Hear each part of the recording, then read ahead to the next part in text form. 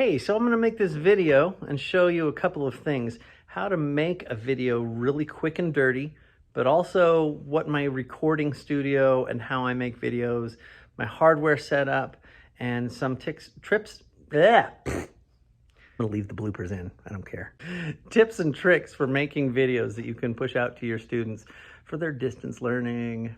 Okay, this used to be where my students would sit on risers in my classroom. It is now a recording studio, essentially. So over here we have the wardrobe department. All sorts of outfits, costumes, hats, all the things. I've got a few instruments here. Bass metallophone, Tabano, my 12 string. No, that's not my 12 string. Oh, this is my left-handed guitar. This guitar is only for looks because I can't play a left-handed guitar, but I needed the case, so I put it on a stand. One I usually use is, well, it's in the case. I have some assorted friends over here that help me record. We've got Willie Bear, we've got Paul the cat, and they are sitting on some boxes with some green scarves. Now, these green scarves are very useful because they make a green screen and they'll disappear if I want them to. Now let's talk about my hardware here. This thing looks like that hill just outside of town where all the radio and TV antennas are. Yeah, that's what I got going on here. So my first thing is the ring light. Those are really good for lighting your face really well and getting kind of rid of all of the shadow so you don't have dark bags under your eyes, even when you have dark bags under your eyes. Ring light. Different brightnesses, different hues. Ring light. That thing just has a USB power source, but it's plugged into my power strip. This here's my power strip. Ta-da! This is my coffee. The mug comes from the best coffee in the whole wide world. I bet Manju Duriraj would recognize this symbol. It's from Intelligentsia Coffee in Chicago. Sadly, the stuff that's inside does not come from Chicago. It came from the grocery outlet, and it tastes like it. But the mug is nice. Okay, we're going to talk about my microphone now. I have a fairly simple setup of microphone. This is the blue Snowball. I've had it for a few years and it is reliable like crazy. Really great really great microphone for not a whole lot of money. There was a shortage on them for a while during the pandemic because everybody was getting them. These and the Yeti is also another one. It's got 3 settings on the back with this little switch. Number 1 is unidirectional, just your standard mic coming out toward you. Number 2 is a 10 decibel pad. So if you are playing something that is loud, such as drums or xylophones, and you're finding you're getting a lot of distortion on your recordings, you can set this to number 2 and get a little bit softer of a sound so that it doesn't distort when you're playing louder stuff. And then 3, the one all the way over for that setting is it activates the other cardioid in the back, so you get 360 degrees of sound. So if you are recording, say, a class or something and you want ambient sounds, you're gonna select 3. On the front of the microphone, I have one of these handy dandy little pop filters. This is not necessary, but it really is nice. So if I'm doing some really close-up recording, voice work using GarageBand, and I want a really high quality, and I don't want to get the pops and the sizzles, if I want to take that out of there a little bit, this pop filter works. And I just pretty much leave it on there the whole time because it's a pain to take off, but it's really easy. If I don't want it, just flip it to the side and there it is. It's on a little gooseneck here. The blue Snowballs, as most external microphones are nowadays, are USB equipped. My computer is not USB equipped. It needs this little hub, this little dongle. So this is my hub for my computer. Now I'm going to show you my dongle. This is my dongle for my phone. So one side of it is USB, the other side is Lightning, and that goes right into my phone.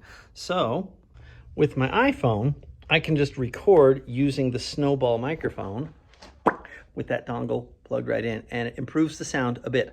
Although I must say that the iPhone has pretty good video and sound capabilities for what it is, which is a phone. We never use it for a phone anymore. Why do we even call them a phone? It's just a pocket computer. It's amazing. I've also got a stand that I use to put my phone on.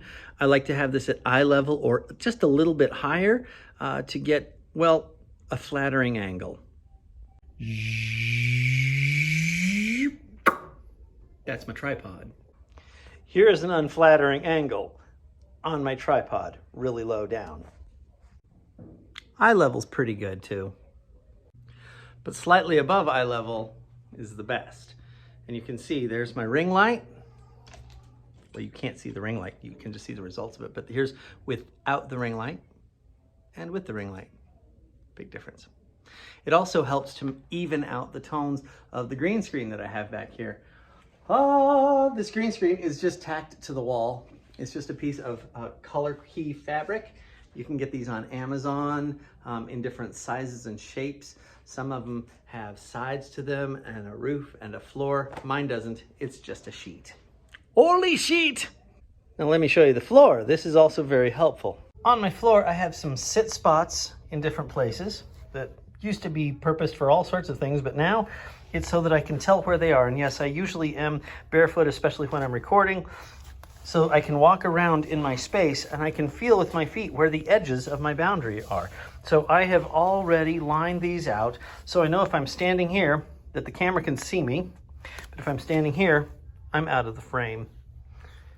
I also have some markers for where the table or this rolling cart that I have, it's kind of a rolling table thing. Under here, I have marked them with these little star sit spots, and that's where the wheels go. And that way, I know that it is the correct distance from the green screen. Ta-da!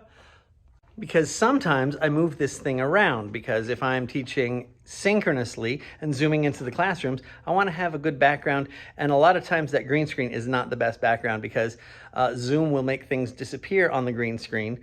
So I like this drum wall as the background, and sometimes my ukulele wall, but I'm using my ukulele, so I've only got 4 of them hanging on there. Also, this is a really cool poster of Doc Watson. So since my desk or workstation table rolling cart thingy, whatever you want to call this, is on wheels, I can move it so that it puts the background as this really swell drum wall. And so for that, I have this really nifty laptop stand that's also on here that raises up the laptop at an eye level, and that's what I use for zooming into classrooms or zooming into virtual distance learning lessons that are synchronous. Here is the laptop stand. Da-da-da! There we go. So pretty much that's my hardware setup. And now I'm going to get into the software setup and some techniques that you can use to record something on your phone really quick and dirty, which is, if you haven't noticed, that's how I'm doing it. I use an iPhone 11. You can use whatever you use. I think they're all pretty great and swell. I'm also just going to stick a video in here that I made a couple months ago to try to explain to the teachers at my school how to make quick and dirty videos, but I'm going into more detail with y'all. Making videos about making videos is so totally meta. You know what? I lied. I'm going to make these videos like 3 videos or more than just 1 video. This is the end of this video. Ta-da!